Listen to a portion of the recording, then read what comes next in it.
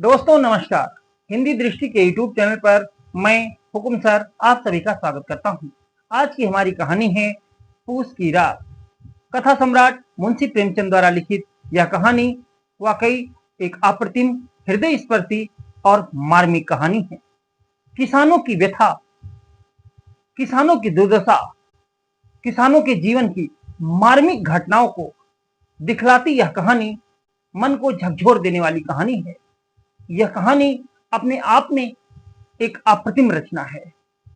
सदियों से हर चीज में बदलाव आया, समय, काल, परिस्थितियां सब कुछ बदली। अगर नहीं कुछ बदला तो किसानों का जीवन, किसानों की बदहाली। किसानों ने अन्न उपजाया, लेकिन किसानों को सुकून की 2 वक्त की रोटी भी नसीब नहीं हुई। किसानों के जीवन से बेहतर तो उस मजदूर का जीवन है जो कम से कम सुबह से लेकर शाम तक मेहनत मजदूरी करता है और शाम को अपने परिवार का पालन पोषण करता है।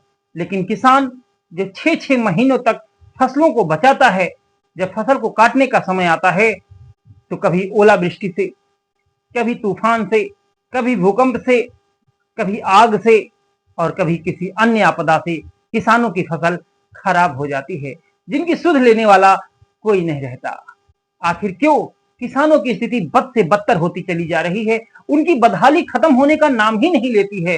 किसानों की स्थिति को दर्शाती हुई आज के समय में उतनी ही प्रासंगिक जितनी उस समय में लिखी गई थी, ऐसी कालजयी रचना को लेकर मैं यानी हुकुम सिंह आपके सामने प्रस्तुत हूं। तो आइए सुनते हैं आज की कहानी पूस की रात।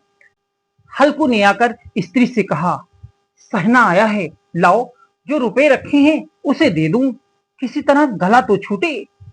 मुन्नी झाड़ू लगा रही थी, पीछे फिरक कर बोली, 3 ही तो रुपए हैं, उसे दे दोगे तो कम्बल कहां से आवेगा? माघ पूस की रात हार में कैसे कटेगी? उससे कह दो फसल पर दे देंगे, जब फसल कटेगी तो उसके पैसे भी वापस कर देंगे, पर अभी नहीं है। हल्कू एक क्षण अनिश्चित दशा में खड़ा रहा। पूस सिर पर आ गया है। पूस यानी ठंडक का मौसम। कम्बल के बिना हार बाहर अर्थात खेतों में वह किसी तरह नहीं जा सकता, मगर सहना मानेगा नहीं। घुड़कियां जमावेगा, गालियां देगा, बला से जाड़ों में मरेंगे, बला तो सिर से टल जाएगी, कम से कम कर्जा तो छूट जाएगा। यह सोचता हुआ वह अपना भारी भरकम डील लिए हुए स्त्री के समीप आ गया और खुशामद करके बोला, ला दीदी, गला तो छूटे कम से कम, कम्बल के लिए कोई दूसरा उपाय सोच लूंगा। मुन्नी उसके पास से दूर हट गई और आंखें तरेरती हुई बोली, कर चुके दूसरा उपाय, जरा सुनो तो, कौन सा उपाय करोगे? कोई खैरात दे देगा कम्बल क्या? मैं कहती हूं तुम क्यों नहीं खेती छोड़ देते, मर मर कर काम करो, उपज हो तो बाकी दे दो, चलो छुट्टी हुई। बाकी चुकाने के लिए ही तो हमारा जन्म हुआ है, पेट के लिए मजूरी करो, ऐसी खेती से बाज आए। मैं रुपए ना दूंगी, कदापि ना दूंगी। हल्कू उदास होकर बोला, तो क्या गाली खाऊं? मुन्नी ने तड़प कर कहा, गाली क्यों देगा, क्या उसका राज है? मगर यह कहने के साथ ही उसकी तनी हुई बाहें ढीली पड़ गईं। हल्कू के उस वाक्य में जो कठोर सत्य था, वह मानो एक भीषण जंतु की भांति उसे घूर रहा था। उसने जाकर आले पर से रुपए निकाले और लाकर हल्कू के हाथ पर रख दिए। फिर बोली, तुम छोड़ दो अब की से खेती, मजूरी में सुख से एक रोटी तो खाने को मिलेगी, किसी की धौंस तो ना सहनी पड़ेगी। अच्छी खेती है, मजूरी करके लाओ, वह भी उसी में झोंक दो, उस पर से धौंस सुनो। हल्कू ने रुपए लिए और इस तरह बाहर चला मानो अपना हृदय निकाल कर देने जा रहा हो। उसने मजूरी से एक एक पैसा काट काट कर 3 रुपए कम्बल के लिए जमा किए थे, वह भी आज निकले जा रहे थे। एक एक पग के साथ उसका मस्तक अपनी दीनता के भार से दबा जा रहा था। पूस की अंधेरी रात, आकाश पर तारे भी ठिठुरते हुए मालूम होते थे। हल्कू अपने खेत के किनारे ऊख के पत्तों की एक छतरी के नीचे बांस के खटोले पर अपनी पुरानी गाढ़े की चादर ओढ़े बड़ा कांप रहा था। खाट के नीचे उसका संगी कुत्ता जबरा पेट से मुंह डाले सर्दी से कूं कूं कर रहा था। दो में से एक को भी नींद ना आती थी। हल्कू ने घुटनियों को गर्दन से चिपकाते हुए कहा, क्यों जबरा, जाड़ा लगता है क्या? कहता तो था घर में पुआल पर लेट रहे, तो यहाँ क्या लेने आए थे? अब खाओ ठंड, मैं क्या करूं? जानते थे मैं यहाँ हलवा पूड़ी खाने आ रहा हूँ, दौड़े दौड़े आगे आगे चले आए। अब रो नानी के नाम को। जबरा ने पड़े पड़े दुम हिलाई। जबरा यानी ऐसा पालतू कुत्ता जो हल्कू को बहुत प्रिय था, बहुत ही वफादार। अपनी कूकों को दीर्घ बनाता हुआ एक बार जम्हाई लेकर चुप हो गया। हल्कू ने हाथ निकालकर जबरा की ठंडी पीठ सहलाते हुए कहा, कल से मत आना मेरे साथ, नहीं तो ठंडी हो जाओगी। यह पछुआ ना जाने कहां से बर्फ लिए आ रही है। उठूं फिर एक चिलम भरूं, किसी तरह रात तो कटे। 8 चिलम तो पी चुका। यह खेती का मजा है। और एक भगवान ऐसे पड़े हैं जिनके पास जाड़ा जाए तो गर्मी से घबरा कर भागे। मोटे मोटे गद्दे, लिहाफ, कम्बल, मजाल है जाड़े का गुजर हो जाए। तकदीर की खूबी, मजूरी हम करें, मजा दूसरे लूटें। हल्कू उठा, गड्ढे से जरा सी आग निकालकर चिलम भरी। जबरा भी उठ बैठा। हल्कू ने चिलम पीते हुए कहा, पिएगा चिलम? जाड़ा तो क्या जाता है, जरा मन बदल जाता है बस। जबरा ने उसके मुंह की ओर प्रेम से छलकती हुई आंखों से देखा। हल्कू बोला, आज और जाड़ा खा ले, कल से मैं यहां पुआल बिछा दूंगा, उसी में घुसकर बैठना, तब जाड़ा ना लगेगा। जबरा ने अपने पंजे उसके घुटनों पर रख लिए और उसके मुंह के पास अपना मुंह ले आया। हल्कू को उसकी गर्म सांस लगी। चिलम पीकर हल्कू फिर लेटा और निश्चय करके लेटा कि चाहे कुछ हो, अब की बार सो जाऊंगा, इस बार नहीं उठूंगा। पर एक ही क्षण में उसके हृदय में कंपन होने लगा। कभी इस करवट लेटता, कभी उस करवट, पर जाड़ा किसी पिशाच की भांति उसकी छाती को दबाए हुए था। जब किसी तरह न रहा गया तो उसने जबरा को धीरे से उठाया और उसके सिर को थपथपाकर उसे अपनी गोद में सुला लिया। कुत्ते की देह से जाने कैसी दुर्गंध आ रही थी, पर वह उसे अपनी गोद में चिपकाए हुए ऐसे सुख का अनुभव कर रहा था जो इधर महीनों से उसे ना मिला था। जबरा शायद यह समझ रहा था कि स्वर्ग यही है, और हल्कू की पवित्र आत्मा में तो उस कुत्ते के प्रति घृणा की गंध तक न थी। अपने किसी अभिन्न मित्र या भाई को भी वह इतनी तत्परता से गले न लगाता था। वह अपनी दीनता से आहत न था जिसने आज उसे इस दशा को पहुंचा दिया था। नहीं, इस अनोखी मैत्री ने जैसे उसकी आत्मा के सब द्वार खोल दिए थे और उनका एक एक अणु प्रकाश से चमक रहा था। सहसा जबरा ने किसी जानवर की आहट पाई।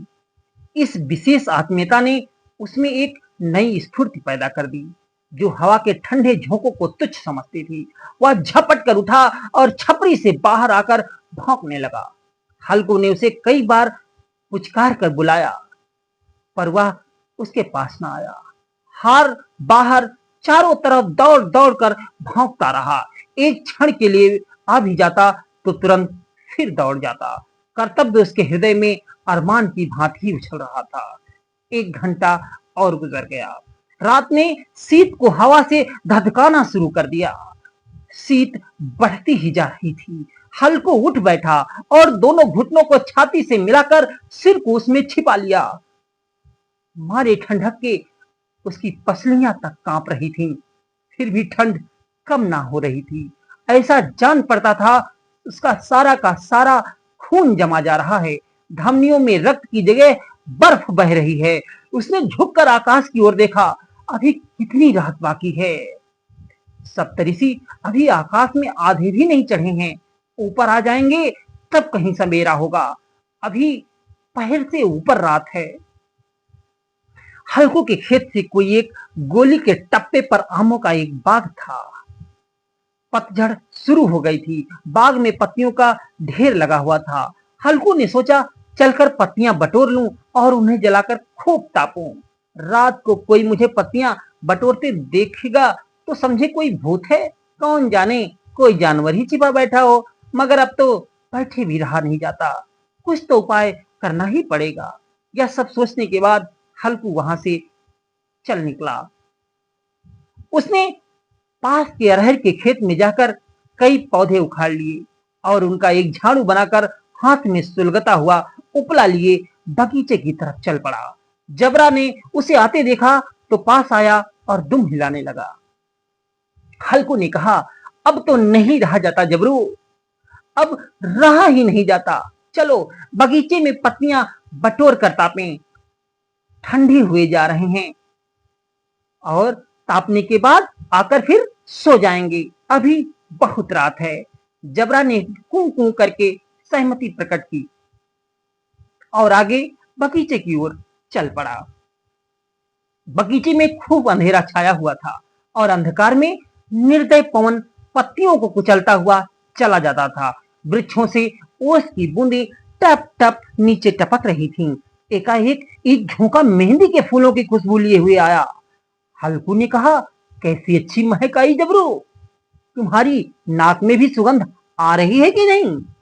हल्कू ने आग जमीन पर रख दी और पत्तियां बटोरने लगा। जरा देर में पत्तियों का ढेर लग गया।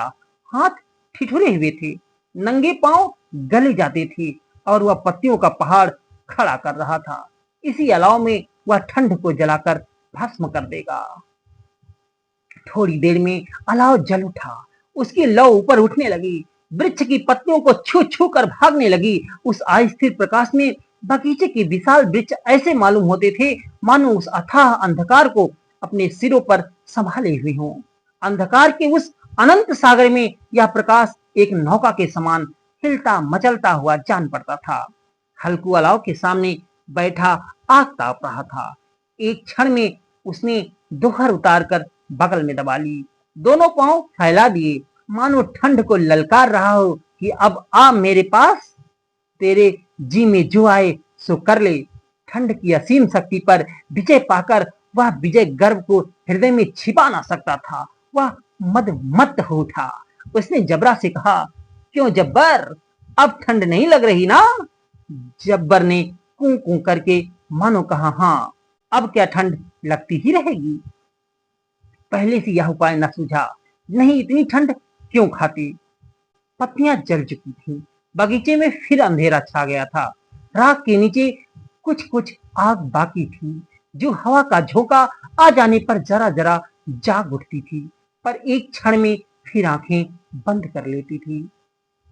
हल्कू ने फिर चादर ओढ़ ली और गर्म राख के पास बैठा हुआ एक गीत गुनगुनाने लगा। उसके बदन में गर्मी आ गई थी, पर ज्यों ज्यों शीत बढ़ती जा रही थी उसे आलस से दबाए जा रहा था। जबरा जोर जोर से भूख कर खेत की ओर भागा। हल्कू को ऐसा मालूम हुआ कि जानवरों का एक झुंड खेत में आया हुआ है। शायद नील गायों का झुंड था। उनके कूदने दौड़ने की आवाजें साफ कान में आ रही थी।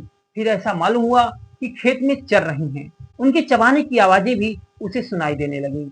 उसने दिल में कहा, नहीं, जबरा के होते कोई जानवर खेत में नहीं आ सकता, नोच ही डालेगा ये। मुझे भ्रम हो रहा था, कहां, अब तो कुछ नहीं सुनाई देता, मुझे भी कैसा धोखा हुआ है। उसने जोर से आवाज लगाई, जबरा जबरा। जबरा भौंकता रहा पर उसके पास न आया। फिर खेत के चरे जाने की आहट मिली। अब वह अपने को धोखा न दे सका। उसे अपनी जगह से हिलना जहर लग रहा था। कैसा दंडाया हुआ था, शरीर में आलस से आ चुका था। इस जाड़े पाले में खेत जाना, जानवरों के पीछे दौड़ना असह्य जान पड़ता था। वह अपनी जगह से हिल ना सका। उसने जोर से आवाज लगाई, लेकिन वहां से जाने की हिम्मत ना हुई। जबरा फिर भौंक उठा। जानवर खेत चर ही जा रहे थे। फसल तैयार है, कैसी अच्छी खेती थी, पर ये दुष्ट जानवर उसका सर्वनाश किए डालते हैं। हल्कू पक्का इरादा करके उठा और 2-3 कदम चला, पर एकाएक हवा का ऐसा ठंडा चुभने वाला बिच्छू के डंक सा झोंका आकर के उसे फिर से असहाय कर गया और वह आकर अलाव के पास बैठ गया और राख को कुरेद कर अपनी ठंडी देह को गरमाने लगा। जबरा अपना गला फाड़े डालता था, नील गाय खेत का सफाया किए डालती थी और हल्कू गर्म राख के पास शांत बैठा हुआ था। अकन मणिता ने रस्सियों की भांति उसे चारों तरफ से जकड़ रखा था। वह चाह कर भी, वह सब कुछ जान कर भी वहां से हिल ना पा रहा था। उसी राख के पास गर्म जमीन पर वह चादर ओढ़कर सो गया। सवेरे जब उसकी नींद खुली तब चारों तरफ धूप फैल गई थी और मुन्नी कह रही थी, क्या आज सोते ही रहोगे? तुम यहां आकर तो रम गए और उधर सारा खेत चौपट हो गया। हल्कू ने उठकर कहा, क्या तू खेत से होकर आ रही है? मुन्नी बोली, हाँ, सारे खेत का सत्यानाश हो गया। भला ऐसा भी कोई सोता है? तुम्हारे यहां मड़ैया डालने से क्या हुआ? हल्कू ने बहाना किया, मैं मरते मरते बचा। तुझे अपने खेत की पड़ी है? पेट में ऐसा दरिद्र है कि मैं ही जानता हूं। दोनों फिर से खेत के डांड पर आए। देखा सारा खेत रौंदा हुआ पड़ा है और जबरा मड़ैया के नीचे चित लेटा है, मानो तार ही ना बचे हों। जबरा कुत्ता अपनी वफादारी का सबूत दे चुका था, इससे ज्यादा और वह कर भी क्या सकता था। दोनों खेत की दशा देख रहे थे। मुन्नी के मुख पर उदासी छाई थी, पर हल्कू इस बार प्रसन्न था। वह बिल्कुल उदास ना था। मुन्नी ने चिंतित होकर कहा, अब मजदूरी करके ही माल गुजारी भरनी पड़ेगी। हल्कू ने प्रसन्न मुद्रा में कहा, रात को ठंड में यहां अब सोना तो ना पड़ेगा। और इतना कहते कहते उसकी आंखों से आंसू छलक पड़े। समझ ना आता था हल्कू प्रसन्न है या सताया हुआ। वो समझ ना पा रहा था कि वह रोए या हंसे। खेत के चरे जाने की उसे बहुत पीड़ा थी, लेकिन प्रतिदिन इन ठंडी रातों में हाड़ कपा देने वाली सर्दी को सहने का अब उसमें साहस ना बचा था। इसलिए इस बात की खुशी भी थी कि अब कम से कम इस कड़कड़ाती ठंडी रातों में हड्डियों को तो नहीं गलाना पड़ेगा। और इसी के साथ यह कहानी पूस की रात यहीं पर समाप्त हो जाती है। वाह रे किसान की स्थिति, वाह रे किसान का जीवन, वाह रे अन्नदाता। तू सबके लिए तो उपजाता है, तू सबका पेट तो भरता है, लेकिन तेरा ही पेट भरा नहीं जाता। कितना कुछ तू सहता है। समय ने सबके घाव भर दिए, समय ने सबकी तकदीर बदल दी। अगर कुछ नहीं बदला तो सिर्फ उस अन्नदाता का समय, जो पूरे समाज का तो पेट भरता है, लेकिन खुद भूखा सोने पर बेबस हो जाता है। ऐसी सच्ची घटना पर लिखी गई मुंशी प्रेमचंद की यह यथार्थवादी कहानी मानो आज भी अपनी प्रासंगिकता को हम सबके सामने प्रस्तुत कर रही है। तो यह थी मुंशी प्रेमचंद द्वारा लिखी गई कहानी पूस की रात, जिसको मेरे यानी हुकुम सिंह के द्वारा प्रस्तुत किया गया। ऐसी ही हृदय स्पर्शी और मार्मिक कहानियों को सुनने के लिए हमारे चैनल को लाइक, शेयर और सब्सक्राइब करना ना भूलें और देखते रहें हिंदी दृष्टि विद हुकुम सर।